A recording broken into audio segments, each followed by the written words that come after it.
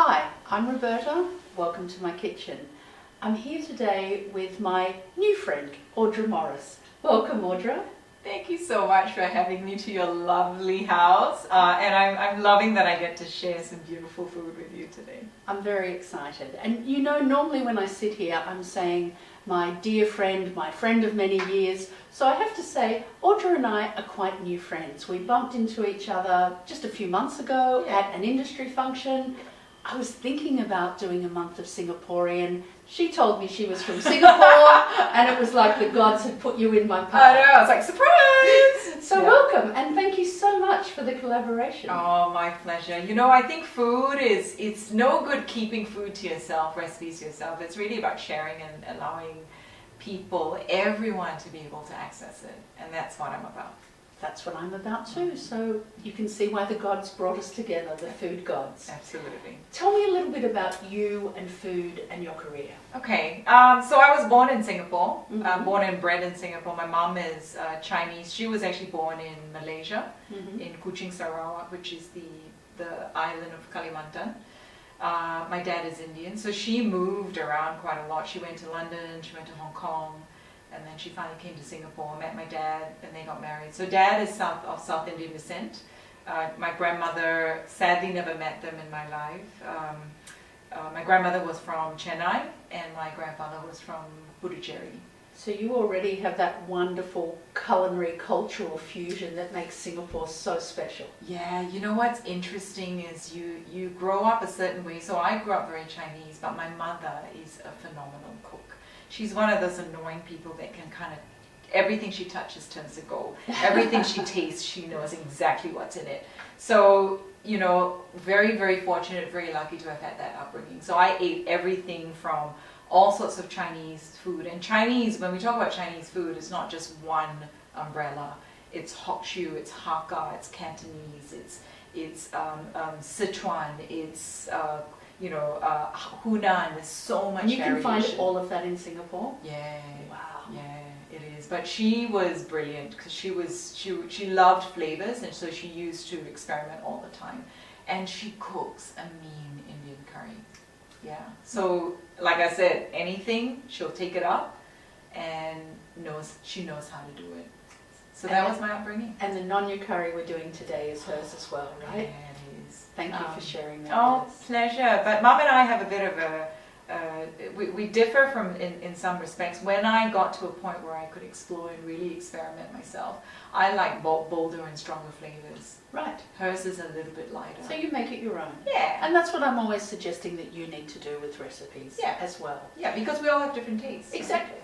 So when did you start working in food?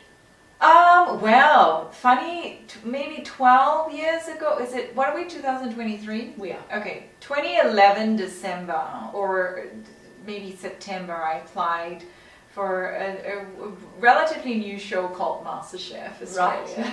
Right. It was in its third season. I just watched it, and for every season from day dot, I kept going, I want to do this, I want to do this, I want to do this, you know, I can do this, I can do this. And I cooked for a lot of friends, but never as a job, you know. So I decided that, you know, this is something I wanted to explore to see if I could actually change career paths. And you were working in the corporate world. Yeah, 19 years in telecommunications, right. you know, and that's so different to cooking. Yep. Selling fiber optic cables and bandwidth, it's so different. Very technical job from a sales account management perspective. And so I did. I joined it in season 4, and I got through to the finals. And when I came out, work was great. They said, we're going to give you 9 months off, go find yourself. And when I came out, I went, you know, I can't have spent 6.5 months in this process and now ditch it as an experience. That must have been grueling. Oh, it was. Can only imagine. It was, but what was so phenomenal was you were in and amongst like-minded people who just lived and breathed food brings people together, doesn't it? I love that about food. Yeah, and you know, you in MasterChef you can't compete with other people. You actually you compete with yourself because everybody cooks differently.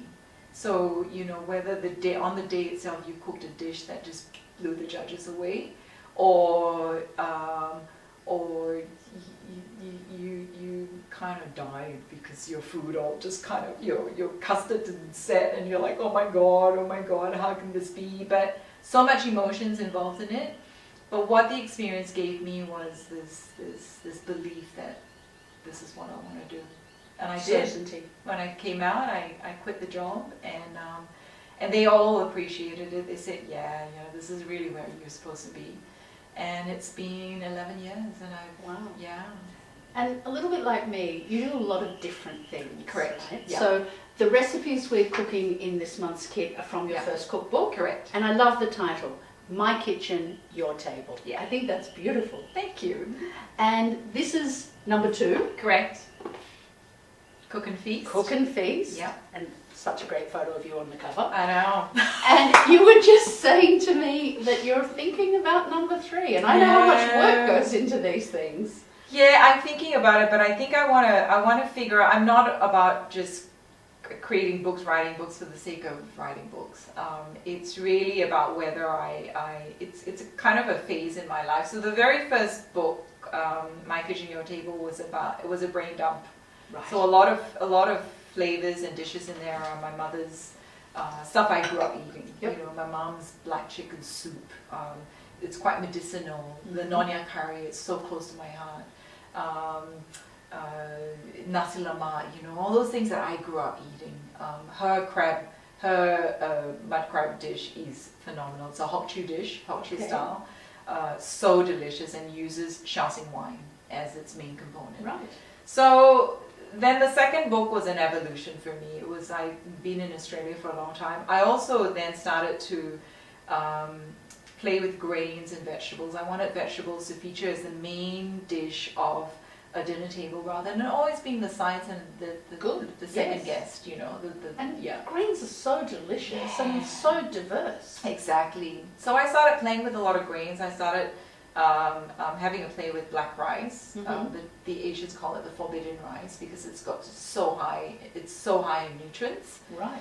And also back in the olden days, the royal family used to cook it for special occasions only the royalties can eat it. Right. Yeah. So that's why it's forbidden. Yeah. So a lot of beautiful dishes. Then unfortunately my publisher said to me, I think people want some meat. I'm like, really?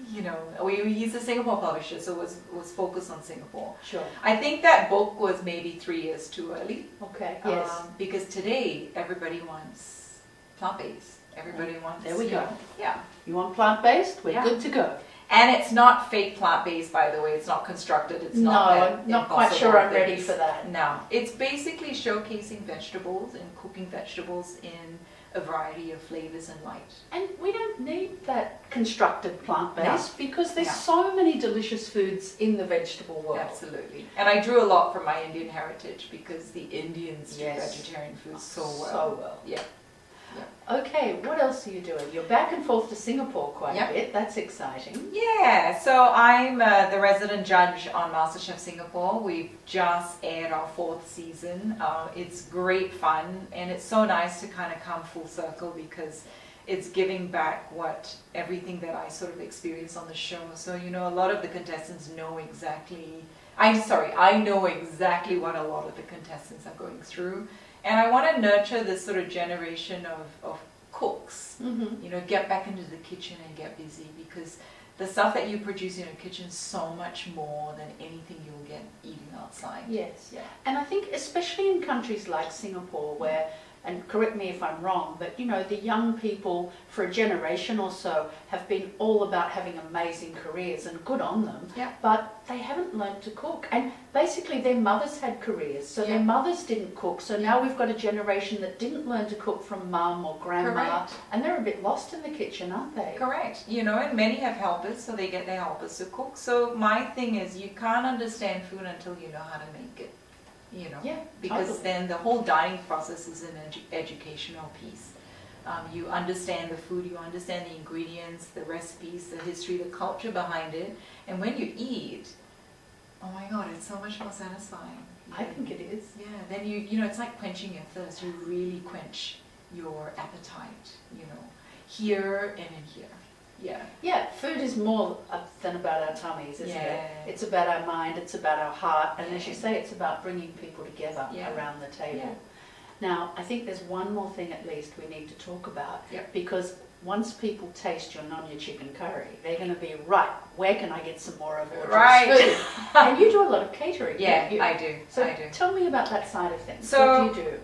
My main business in Sydney is catering, so I cook for people, and I cook a lot of my food of my heritage, and stuff that I play with, a little bit of modern here and there, but a lot of it stems from very deeply rooted in my heritage. So if people want me to come around to their, so often it actually happens in the house, you know, which I love, I really love, because people are so much more relaxed when they're eating in their own homes, you know. So I get invited to, I have a lot of regular clients where I go to their homes, and I've christened a lot of kitchens before, by the way, as well. They much rather I cook in their kitchen. Yes, they've got a beautiful kitchen, but they need someone to come and cook in it. They'd be good Singaporeans. There you go. So I've cooked in big kitchens, small kitchens. It really doesn't matter what kitchens you have. I provide, I come with all my food.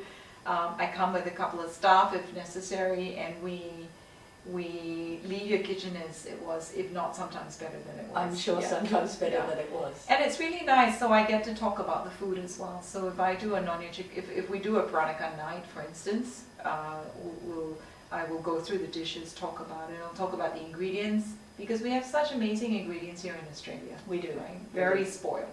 And, you know, so it's a little bit of an educational piece as well.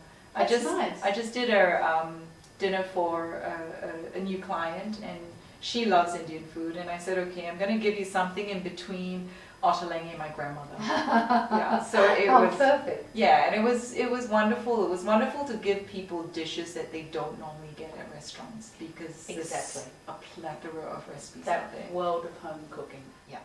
So Audra, you mentioned cooking Peranakan food. Did I say that correctly? Yes, you did. Okay. Peranakan, very good. Please explain a little bit more about Peranakan, Nonya. What do these things mean? Okay, so Peranakan is a culture. Basically in the 17th century, when we had a whole host of Chinese immigrants that came into the Malay archipelago, and that when I talk about the Malay archipelago, I'm talking about Malaysia and Singapore. At the time it was one, right? Well, there wasn't a Singapore back then. Exactly. So, and it was kind of them bringing their influences and then utilizing also marrying into Malay families. Yes. And then because it was mainly the men that came, wasn't it? They didn't bring a lot of Chinese women. I don't know, actually. You got me thinking there. That's what I've heard. Yeah. That the Chinese men came down for work. Yeah. And intermarried with the local Malay women. Yeah, possibly and probably. But what came out of that, it's, in my opinion, one of the best cuisines that's been ever created, because it's so different to Malay food. It's so different to Thai food as well, but they use a lot of very similar ingredients. Right. Yeah, and there's a lot of Chinese influence through their food. So when was this? What are we now? We're in November, October. Yes. October. Yeah. August, was it September? August, I did a Peranakan feast at Bill's. Yes, you did a pop-up, didn't you? Yeah, and it was a whole week of really grueling prep for this, because with Peranakan food, there's no shortcuts. Everything is done by hand. You know, even making these beautiful little molds, and I've actually got a recipe for that in my cookbook. It's called Kueh Pai Tea. Yes. And they're top hats, basically. You use a mold, dip it into a batter, and fry it individually, release it off the mold, and you know, it's a world of pain, but it's so satisfying. So Peranakan women are called Nonyas, and Peranakan men are called babas. So when we talk about Nonya food, Peranakan food, it's the same. Yeah. It's this melange, this fusion of Chinese and Malay that has really become its own distinctive cuisine. Correct. And you know, they utilize a lot of, and it's a very laborious kind of cooking process. You know, the mortar and pestle comes in very handy. In fact, it's probably the centerpiece of everything they use. They use a lot of fermented soybeans. They use belacan. We love that belacan. Yeah. And everything is very intricate. Everything is very salty, sweet, and sour. It's a beautiful cuisine. It really is. You know what you're convincing me of? Yeah. If I want to eat Peranakan or Nonya food, Yeah. and if you want to eat Peranakan or Nonya food, I know this fabulous Nonya caterer. I'm not sure after what you've said I want to cook too much of it for myself. Our Nonya chicken curry is an exception, right? Because Correct. once we've made the curry paste, Correct. it really is quick and easy. Correct. But yes, all right. So if you're thinking of some Nonya catering, audramorrice.com. AudraMorrice.com.au, and it's Morrice. It is an unusual spelling. Yeah. Yeah. Easy to find. Like Roberta, there aren't too many Audras. No. If you Google Roberta, you'll find me. If you Google Audra, you will find Audra. Correct. And do you have your books on your website as well? Yes, I do. But if you want to buy either of the books, they make great Christmas presents, by the way. Just contact me directly. Drop me an email. So it's Audra@audramorrice.com.au. Easy. Perfect. Or find you on Instagram. Yeah, Or find me on Instagram. plenty of places to find people these days. Well, I'm so Exactly. glad I found you. I'm so glad we found each I other. know. It was actually at the Vanilla 50th birthday event. That's it. So that That's was it. lovely. Yeah. And cheers. Ching Thank you ching. so much for joining me today Thanks for having me. and for teaching us all a little bit more about the wonderful world of Singaporean food. Pleasure. Was my absolute pleasure. Cheers.